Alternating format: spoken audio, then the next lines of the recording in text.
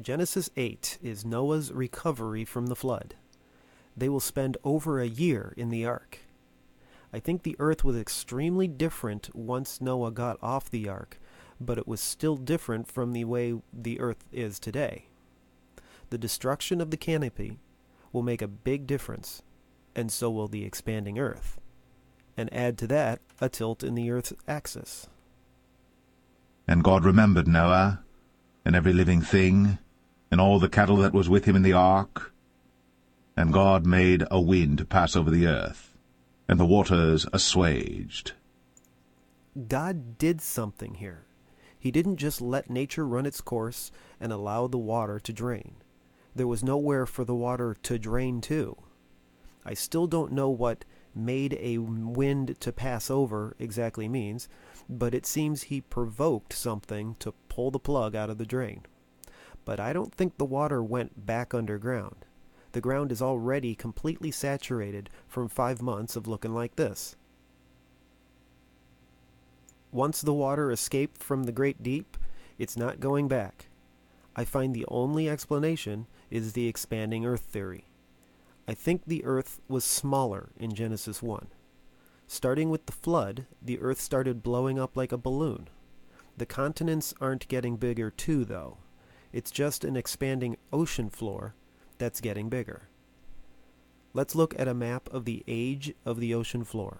Okay, here's the first image I want to show you. Notice there's red and there's yellow and green and blue, and that's on a scale here. The red is the newest, the most recently created ocean floor, so to speak. And as it goes yellow and then green and towards the blue, it is getting older. Okay, now this scale is in millions of years, and of course, as a biblical Christian, I don't believe in that scale. I believe in a scale of thousands of years. But it still gives us a scale to go by. So red is the new, and the blue is the old. Let's look at a different map. Here's a good example of the Atlantic Ocean. I believe this all opened up, and this red area is the newest land formation, and as it's opening up, this is gradually getting older as it goes this direction and older as it gets this direction. The newest area in the middle. Are you seeing what I'm saying? It's hard to put into words, but it's like the ocean is opening up. This continent and this continent is moving towards the west, and these continents are moving towards the east. They are going away from each other, opening up this ocean. Okay, here we see another map. This is a full map, obviously, but it's a flat map, so you of course need to understand that the bottom and top of a flat map gets distorted or exaggerated because of the curvature of the earth.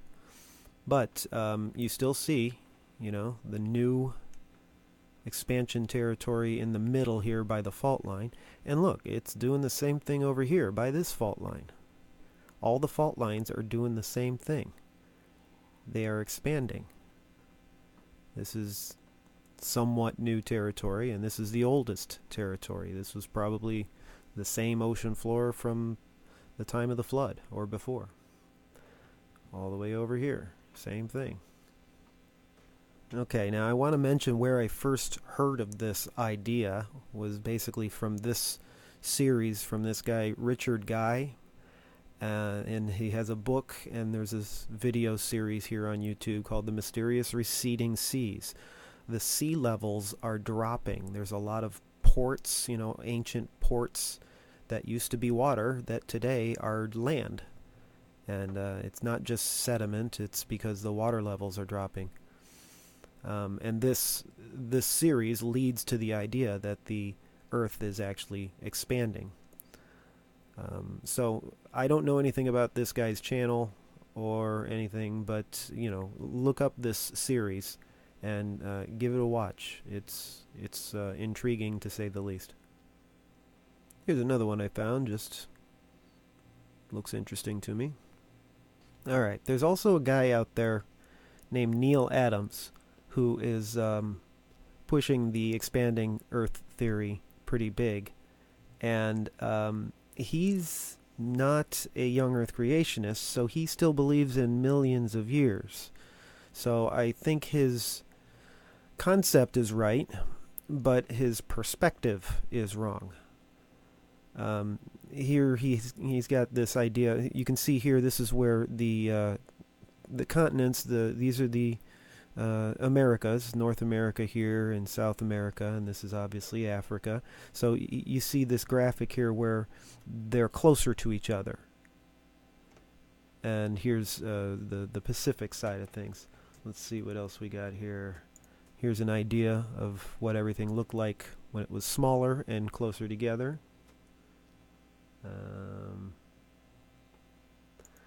And then there's things like this, and I think this takes it a little too far. When he tries to go back in time, he goes too far back in time, whereas I think it was just, 6,000 years ago, all the continents were together in one place, and the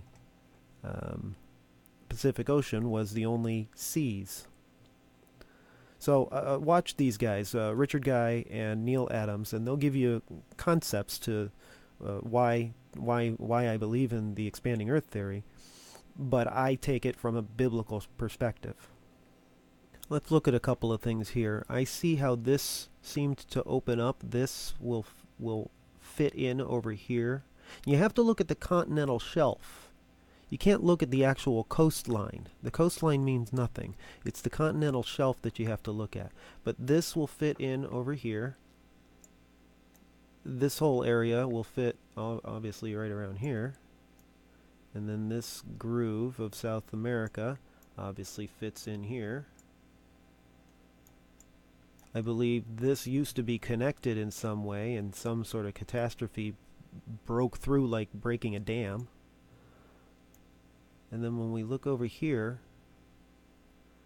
I admit this part of the world is harder to figure out what happened, because it's just a mishmash of volcanic activity, so I really don't know.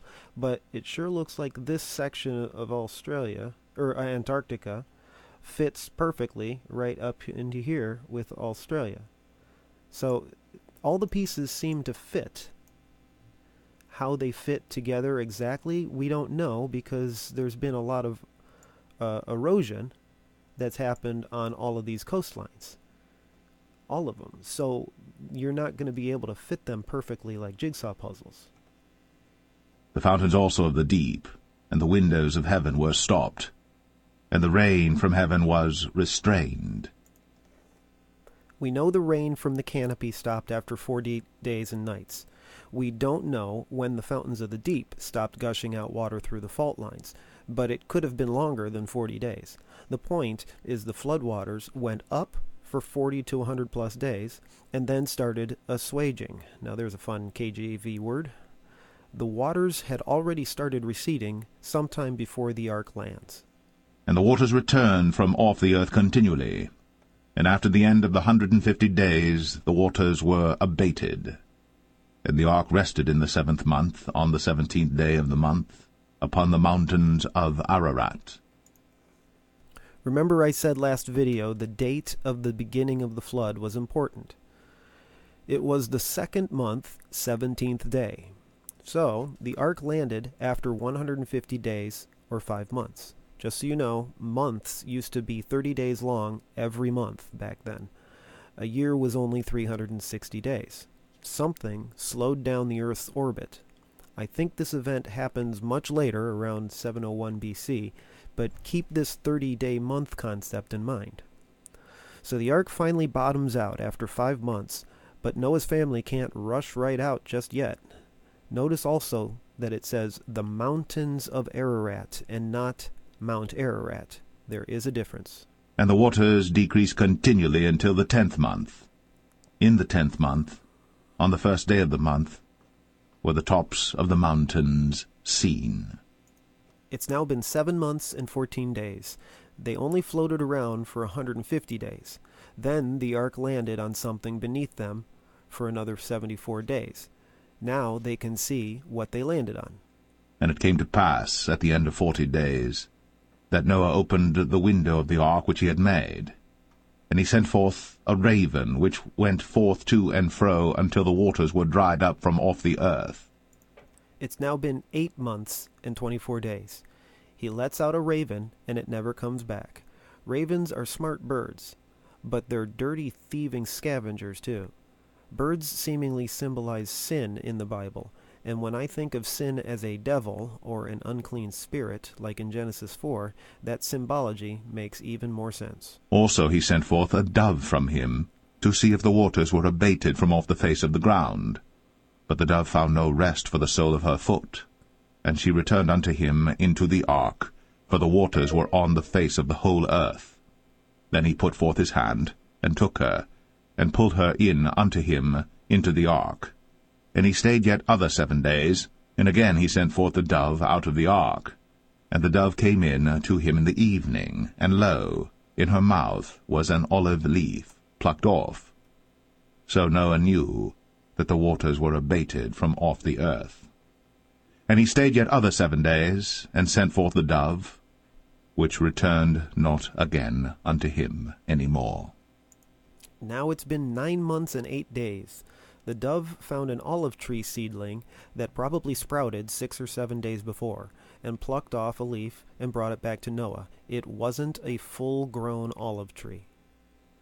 A dove is also a bird, but the dove has a clean, peaceful, harmless character to it. The raven represents unclean spirits or devils or demons. The dove represents the Holy Spirit. And it came to pass, in the 601st year, in the 1st month, the 1st day of the month, the waters were dried up from off the earth. And Noah removed the covering of the ark, and looked, and behold, the face of the ground was dry. It's now been 10 months and 14 days. Noah now sees the earth is dry, but he still hasn't gotten out of the ark yet. And in the 2nd month, on the 27th day of the month, was the earth dried. And God spake unto Noah, saying, Go forth of the ark, thou, and thy wife, and thy sons wives with thee. Bring forth with thee every living thing that is with thee of all flesh, both of fowl, and of cattle, and of every creeping thing that creepeth upon the earth, that they may breed abundantly in the earth, and be fruitful and multiply upon the earth. And Noah went forth, and his sons and his wife, and his sons' wives with him, every beast, every creeping thing, and every fowl, and whatsoever creepeth upon the earth, after their kinds, went forth out of the ark. It's now been 1 year and 10 days. God finally tells Noah to disembark.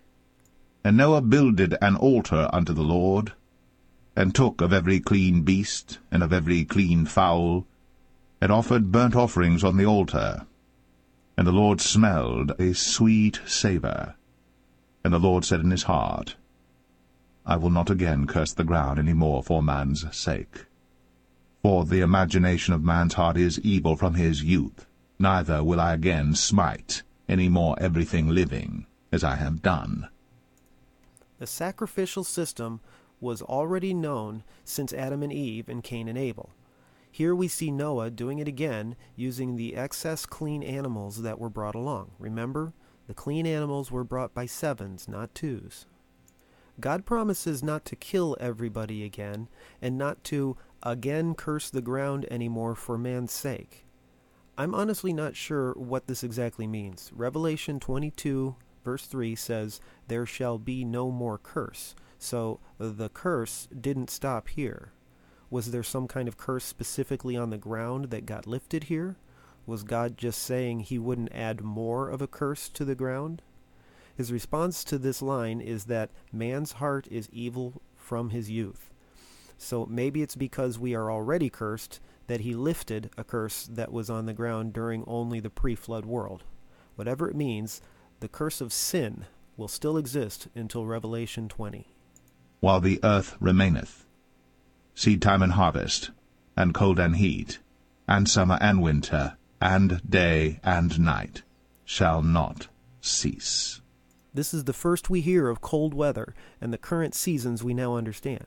I believe during the flood the axis tilt of the Earth changed from possibly 0 degrees to the current 23.4 degrees. This would be a pole shift.